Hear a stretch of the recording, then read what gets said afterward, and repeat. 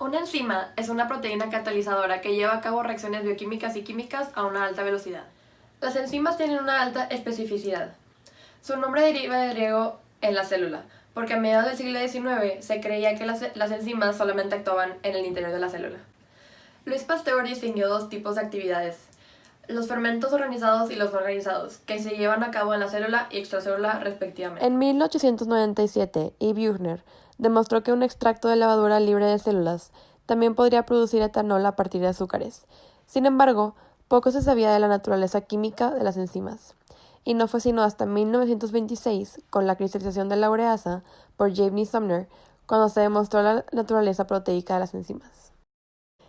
Todas las células, incluyendo microorganismos y organismos superiores, producen enzimas. Su acción está estrechamente ligada con las reacciones metabólicas, y la mayoría de las transformaciones químicas requeridas para mantener activas las células tardarían mucho tiempo en efectuarse o simplemente no procederían si no fueran presentes las células. En general se ha tomado la nomenclatura de las enzimas como una forma muy empírica, ya que se usa la raíz del sustrato en el que actúa y se le agrega el sufijo asa. Por ejemplo, las enzimas que funcionan en las proteínas se les denomina proteasas. En primer lugar, tenemos a las oxidorreductasas, que catalizan reacciones de oxidorreducción. En este grupo se incluyen las deshidrogenasas, oxidasas, oxigenasas y peroxidasas. También tenemos las transferasas, que promueven la transferencia de distintos grupos químicos entre una molécula donadora y una aceptora. Dentro de las más estudiadas se incluyen las glicosil transferasas, aminotransferasas y fosfotransferasas. Las hidrolasas llevan a cabo la ruptura de enlaces covalentes con la introducción de la molécula de agua. Las enzimas hidrolíticas, que incluyen las amilasas, estereasas, glicosidasas, lipasas, proteasas, entre otras, son las que utilizan con mayor frecuencia como aditivos en la industria alimentaria. Las liasas rompen enlaces de la eliminación de un grupo determinado químico del sustrato y forman dobles ligaduras sin la introducción de moléculas agua. Entre ellas se encuentran aldolasas, descarboxilasas, deshidratasas y pectina liasa. Las isomerasas catalizan el rearreglo espacial de grupos de sustratos sin modificar su composición química, y son epimerasas y racemasas. Y las ligasas promueven la unión covalente de dos moléculas acopladas con la ruptura de un enlace pirofosfato proveniente de ATP, UTP o CTP como fuente de energía. El término ligasa es sinónimo de sintetasa. Las reacciones químicas pueden llevarse a cabo con o sin la ayuda de catalizadores, pero el poder catalítico de las enzimas es sorprendente. Quizá la más espectacular de todas sea la enzima que descarboxila la ortodina 59 monofosfato, sustancia que tardaría 78 millones de años en descarboxilarse a temperatura ambiente, mientras que la enzima descarboxilasa permite que la reacción ocurra miles de veces más rápido. Para que las reacciones ocurran, es necesario que los reactivos formen un estado de transición que sea estable y que disminuya la energía de activación que requiere la reacción. En ausencia de la enzima, el intermediario no logra estabilizarse, por lo general debido a las cargas eléctricas que se generan y los sustratos regresan a su estado original. Las enzimas tienen la capacidad de catalizar reacciones químicas de manera muy específica, es decir, su intervalo de acción se limita a un determinado tipo de compuesto que debe reunir ciertas características estructurales para que se pueda ser utilizado como sustrato. Su especificidad, propiedad que las hace muy diferentes a otros catalizadores no biológicos, se puede abordar de diferentes maneras. El sitio activo. Las proteínas con actividad catalítica son esencialmente globulares con una superficie irregular que presenta protuberancias y cavidades. Generalmente es en él la superficie donde se ubica el dominio de interacción con el sustrato, también llamado como sitio activo. Hasta la fecha, sigue siendo útil visualizar la interacción entre la enzima y el sustrato a través del viejo modelo de Emil Fischer de 1894 de la llave y la cerradura. En este se considera el sitio activo de la enzima como una estructura rígida, como el de la cerradura de una puerta donde debe embonar un sustrato también rígido como una llave, con lo que se explica el alto grado de especificidad que ambos poseen. Más tarde, Koshland, en 1960, postuló que la enzima presenta cierta flexibilidad. Después de que el sustrato interacciona con la enzima, se induce un cambio en el sitio activo de tal manera que se ajusta a la molécula de sustrato. Como en cualquier proteína, las estructuras que conforman las enzimas están estabilizadas por puentes de hidrógeno, interacciones iónicas e hidrófobas, y en algunos casos enlaces disulfuro. Así, por ejemplo, la quimotripsina crea su centro activo con los aminoácidos histidina y serina localizados en las posiciones 57 y 195 respectivamente. Se puede deducir que forzosamente esta molécula debe adquirir una estructura tridimensional de tal manera que dichos aminoácidos sean adyacentes. Factores que afectan la velocidad de las reacciones enzimáticas. La velocidad a la que las reacciones enzimáticas proceden depende de varios factores, dentro de los que destacan el pH del medio de reacción, la temperatura, la concentración de sustrato y de enzima y el agua disponible en el medio, entre los más importantes. El efecto del pH. La actividad de las enzimas depende fuertemente de la concentración de iones hidronio del medio, ya que esto afecta el grado de ionización de los aminoácidos de la proteína, incluyendo los del sitio activo. La mayoría de las enzimas presentan un rango de pH relativamente estrecho en el que presentan una actividad óptima, desactivándose en pHs extremos. Cada enzima tiene un intervalo óptimo de temperatura en el cual se logra la mayor actividad. Para la mayoría está entre 30 y 45 grados centígrados y se inactiva a más de 60 grados centígrados.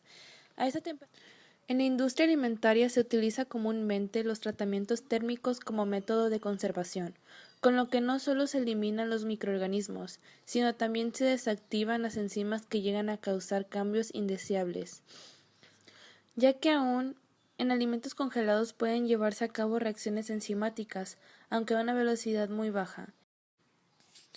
Efecto de la concentración del sustrato. Una enzima funciona de manera más eficiente cuando la concentración de sustrato está en exceso en relación con la concentración de enzima. Esto se debe a que algunas enzimas llegan a actuar con un mínimo de agua, como ocurre con las lipasas que contienen los aceites puros.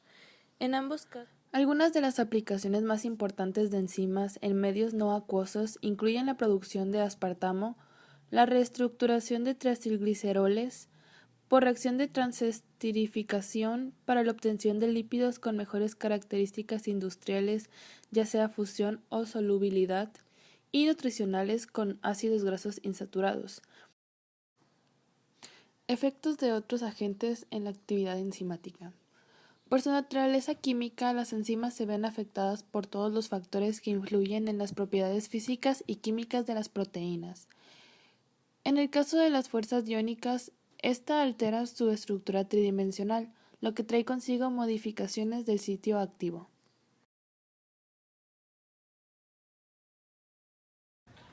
En esta sección hablaremos de los aspectos más relevantes de las enzimas en sus actividades más importantes, que sería el procesamiento y la conservación de alimentos y también la creación de materias primas.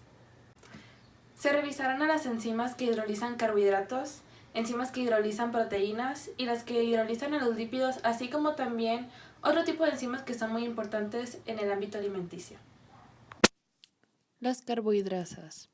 Algunos de los carbohidratos de los alimentos son polímeros, por ejemplo celulosa, pectinas, almidón, y pueden ser sujetos a una degradación enzimática, por lo que se debe señalar que existen dos maneras principales en que una enzima hidrolítica interacciona con un sustrato polimérico. Las amilasas son una endohidrolasa que actúa de manera aleatoria sobre los enlaces internos alfa-1,4 de la amilosa y la amilopectina. Se le da el nombre de enzima licuante debido a que su presencia provoca la rápida reducción de la viscosidad de las soluciones de almidón.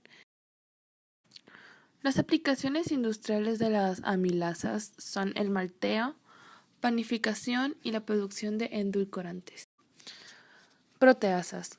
Las enzimas proteasas o proteinasas hidrolizan el enlace peptídico de las proteínas. Existen proteasas comerciales de origen vegetal, animal y microbianas. Pueden tener aplicaciones industriales de las proteasas. Las proteasas de origen vegetal, principalmente la bromelina y papaína, son muy activas sobre el tejido conectivo de colágena y elastina y tienen menor preferencia por las proteínas de las fibras musculares, por lo que uno de sus usos principales es el ablandamiento de la carne. Lipasas. Las lipasas tienen como sustrato los triacilglicéridos y dado que tienen actividad esterasa, liberan los ácidos grasos correspondientes. Oxidorreductasas. El oxígeno causa cambios en los alimentos, mediante reacciones oxidativas en ocasiones catalizadas por enzimas. Algunos ejemplos son el oscurecimiento de frutas o la oxidación de ácidos grasos insaturados. Las transferasas. Las enzimas de este grupo catalizan la siguiente reacción tipo AB más C igual a A más BC, donde AB es la molécula donadora que transfiere el grupo B a la molécula aceptora C, la cual no puede. Isomerasas. La glucosa isomerasa es una de las enzimas industriales más importantes en el área de procesamiento de almidón, cuyo uso data a los años 60. En la industria alimentaria se utiliza para la isomeración de D-glucosa a D-fructosa, reacción muy importante ya que constituye la última etapa de la producción de jarabes de alta fructosa. Procesos de interés en alimentos con enzimas o células inmovilizadas.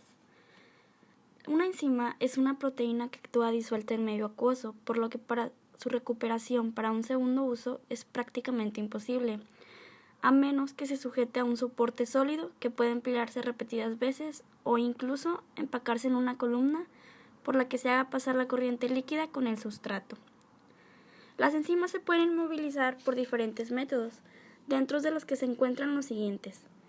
Capturan una matriz de gel de un poliacrilamida, agar, alginato, gelatina, unión covalente a un soporte como metales, vidrio, cerámica, celulosa, unión a membranas semipermeables, adsorción en un sólido por interacciones hidrofóbicas o electrostáticas, adsorción seguida de entrecruzamiento covalente a la matriz, entrecruzamiento molecular para formar una matriz granular.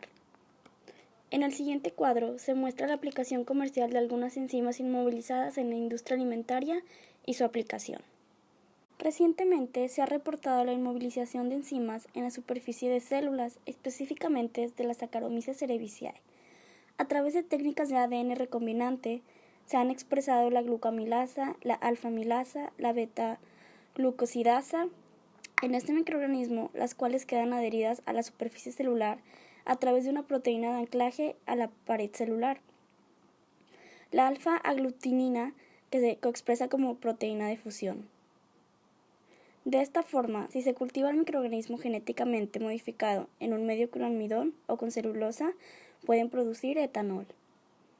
En el siguiente cuadro se muestran los microorganismos inmovilizados para la producción de compuestos de interés a través de una reacción enzimática, así como sus productos. El control de calidad de ciertos alimentos puede llevarse a cabo de manera rutinaria e indirecta a través del análisis de la actividad de ciertas enzimas. La presencia o ausencia de algunas enzimas en particular se relaciona con una condición microbiológica o química de un producto. Un ejemplo de esto es la pasteurización y el escaldado, ya que son procesos térmicos que se han diseñado para eliminar ciertas enzimas o microorganismos. Siendo así, un ejemplo es la desactivación de la peroxidasa, ya que esta puede indicar el grado de escaldado en vegetales, la cual antes se utiliza para desactivar enzimas que causan oscurecimiento de tejidos vegetales. Si la peroxidasa se desactiva por completo, eso indicaría un tratamiento excesivo que repercutiría en detrimento de la textura del vegetal. La actividad de esta enzima también se ha utilizado para determinar el tratamiento óptimo para desnaturalizar enzimas lipolíticas que pueden causar rancidez en la avena. Otro ejemplo importante es la determinación de la actividad de la fosfatasa alcalina endógena de la leche, ya que como indicador de la eficiencia del proceso de pasteurización, su prueba es muy sencilla, ya que su presencia se mide colorimétricamente utilizando fenilfosfato como sustrato y midiendo la absorbancia del fenol que se libera. Las técnicas de manipulación de ADN han tenido un efecto muy importante en la producción de enzimas utilizando microorganismos, ya que se han podido sobreexpresar en organismos diferentes con mayor productividad o se han modificado sus características operacionales de acuerdo con las necesidades industriales. El principio de la tecnología de ADN recombinante o ingeniería genética es la clonación, la cual consiste en obtener el gen que codifica para la proteína de interés para después insertarlo en un vector que tiene una alta frecuencia de replicación con las secuencias de regulación adecuadas para su óptima transcripción y traducción. El gen, una vez clonado, puede ser sujeto a modificaciones en su secuencia con el propósito de aumentar la termoestabilidad, mejorar la eficiencia catalítica o modificar la especificidad enzimática, actividad que se conoce como ingeniería de proteínas. Varias moléculas del vector con el gen clonado se introducen en un organismo hospedero, donde se producirá la enzima de interés. A este proceso se le conoce como transformación. Escherichia coli y Bacillus subtilis se utilizan como hospederos cuando se busca una alta expresión de enzimas no glicosiladas. En especial se elige el bacilo cuando se requiere que la enzima se produzca de manera extracelular. Levaduras como Saccharomyces, Cluiberomyces o Pichia pastoris y hongos como Aspergillus niger son los hospederos de elección cuando se trata de expresar una proteína extracelular que requiere ser glicosilada. Lo interesante de estos procesos es que las herramientas utilizadas también son enzimas. Las enzimas de restricción de ADN endonucleases son sumamente específicas, ya que son las que se corta la doble cadena. La ADN ligasa se utiliza para restaurar el enlace fosfodiéster de la doble cadena cuando se va a insertar el gen de interés en el vector. Para hacer cambios puntuales en sitios específicos de la secuencia de ADN se utiliza la ADN polimerasa, enzima que es la base para efectuar la reacción en cadena de la polimerasa, la cual es otra herramienta esencial dentro de las técnicas de ADN recombinante. La sobreproducción de una enzima utilizando estos métodos puede aumentar en niveles de hasta 100 veces o más con respecto a la cepa nativa. Esto repercute de manera importante en su costo de producción. También se pueden agregar residuos de aminoácidos adicionales en el extremo amino o carboxilo para facilitar su posterior purificación.